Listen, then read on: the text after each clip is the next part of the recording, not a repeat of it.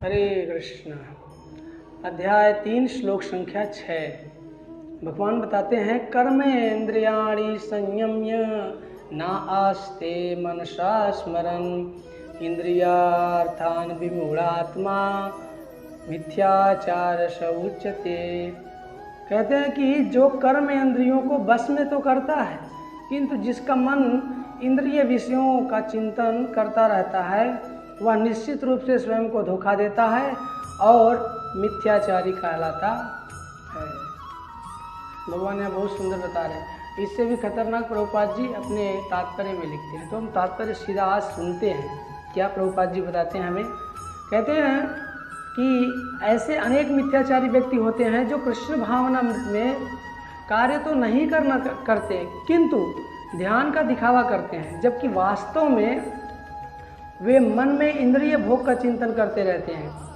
ऐसे लोग अपने अबोध शिष्यों को बहकाने के लिए शुष्क दर्शन के विषय में भी व्याख्यान दे सकते हैं, किंतु इस श्लोक के अनुसार वे सबसे बड़े धूर्त हैं। इंद्रिय सुख के लिए किसी भी आश्रम में रहकर कर्म किया जा सकता है, किंतु यदि उस विशिष्ट पद का उपयोग विधि विधानों के पालन में किया जाए तो व्यक्ति की क्रमशः आत्मशुद्धि हो सकती है।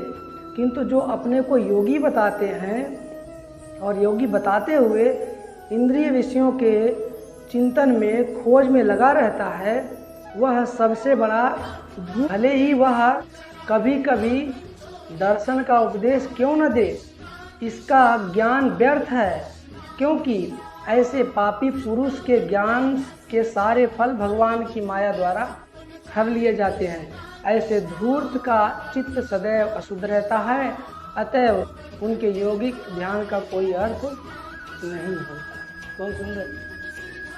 अब आप इस चीज़ को आज समाज में दे सकते हैं। ऐसे लोग प्रायः जेल में होंगे, है ना। आप देखेंगे बहुत सारे ऐसे लोग हैं जो जिनके फॉलोअर भी बहुत ज़्यादा हैं, ऐसा नहीं है, उनके ब्लाइंडली फॉलोअर हैं, आंख बंद करके उनके पीछे चलने वाले हैं, है ना। इंद्रिय भोग विषयों के चक्कर में फंस गए। कुछ कर्म तो रोक दिया उन लोगों ने, है ना, सामाजिक रूप से, भौतिक रूप से, लेकिन इंद्रियों का चिंतन नहीं गया। इससे हमें क्या पता चलता है कि हम अगर इस प्रकार से दिखावा करते हैं तो किसको धोखा दे रहे हैं? स्वयं को धोखा दे रहे हैं, किसी और को नहीं धोखा दे रहे, स्वयं को। कोई भी व्यक्ति सोचे कि मैं किसी और को धोखा दे रहा हूँ, ये बहुत मुश्किल है, नहीं हो सकता। वो स्वयं को धोखा दे रहा है, दूसरे को धोखा नहीं दे रहा है ना। आर्थिक रूप से, सामाजिक रूप से, व्यक्तिगत रूप से हम किसी को धोखा दे रहे होंगे, लेकिन वास्तव में वो धोखा हम अपने आप को दे रहे हैं। माया के चंगुल में बार बार जन्म मृत्यु जरा व्याधि के चक्कर में स्वयं फंसते जा रहे हैं। तो निकलना है, निकलने के लिए भगवान ने मनुष्य जीवन दिया, लेकिन हमने थोड़ी सी तांत्रिक विद्या या थोड़ी सी और किसी विद्या का अध्ययन कर लिया, तो हम क्या कर रहे हैं अभी? उसको दिखा करके समाज में नाम, पद, प्रतिष्ठा, सम्मान अर्जित कर लिया और लोगों को धोखा दे रहे हैं। ये कभी नहीं करना है ना। और जो भी ऐसे करते हैं निश्चित उसका दंड उन्हें मिलता है। बार बार जन्म मृत्यु जरा व्याधि, है ना। पुनरपि मरणम पुनरपि जननम जननी जठरे पुनरपि शयनम। बार बार यही इस धरती पर किसी न किसी माता के घर में उनको आना पड़ेगा। तो ये स्वयं को धोखा देना है, अपने आप को, दूसरों को धोखा नहीं देना। हम प्रत्येक कार्य कुछ भी कर रहे हैं, अगर हम सोचते हैं कि मैं दूसरों को धोखा दे दिया, दूसरे को बहका दिया, नहीं, ऐसा नहीं है। हम स्वयं को धोखा दे रहे हैं, उस कार्य के प्रति हम स्वयं को धोखा दे रहे हैं।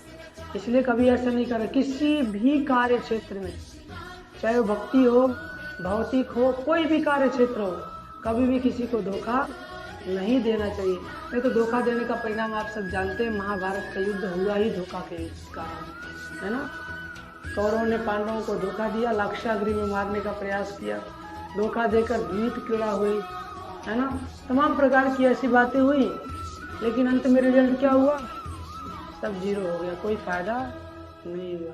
इसलिए हमें भी कभी भी किसी को धोखा नहीं, और अपने आप को तो बिल्कुल ना दे। सत्य यही है जीवेरे स्वरूप है कृष्णेर नित्य दास। हम कृष्ण के सेवक हैं तो सेवक बनकर रहने में भलाई है, मालिक बनने का प्रयास नहीं करना है और मिथ्याचारी बिल्कुल भी नहीं बनना है। हरे कृष्ण।